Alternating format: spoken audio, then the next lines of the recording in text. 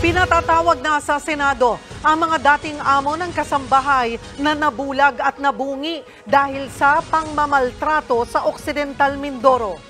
Tumistigo sa pagdinig si LV Vergara, 44 years old, matapos mag-viral ang sinapit niya sa mag-asawang Pablo at Franz Ruiz sa loob ng 6 na taon. Wala raw patid ang pananakit sa kanya simula noong 2020 na umabot sa puntong nabulag ang kanyang kaliwang mata at pagkabungi. Yung tainga ko, suntok ng suntok po sa akin. Tapos po, yung pag konting mali po, yun, tuloy na tuloy po yung nananakit sa akin. Tinatagyakan, hinahampas. Tapos po, inuuntog sa freezer. Po?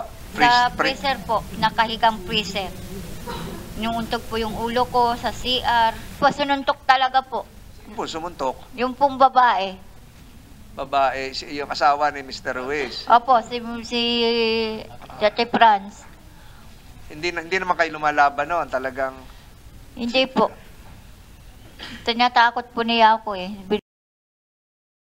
2021 naman nang makatakas siya at nagpasaklolo sa kapitan ng barangay. Pero imbis na tulungan, tinawagan pa ang kanyang amo. Sinundo tuloy siya ng amo niya, kinulong at lalo pang sinaktan hanggang sa mabulag naman ang kanang mata.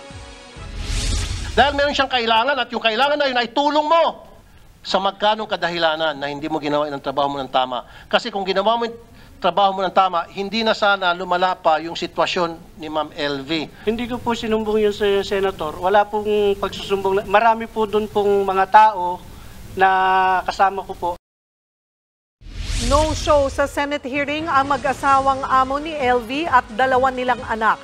Sinampahan na rin ni LV ang kanyang mga dating amo ng reklamong serious illegal detention, serious physical injuries at paglabag sa kasambahay law. Mga kapatid, Cheryl Cosing po, huwag maging huli at maging una sa lahat para sa tuloy-tuloy na balitaan at karagdagang impormasyon sa mga napapanahong issue ng lipunan. Tumutok lamang at mag-subscribe sa social media pages ng News 5.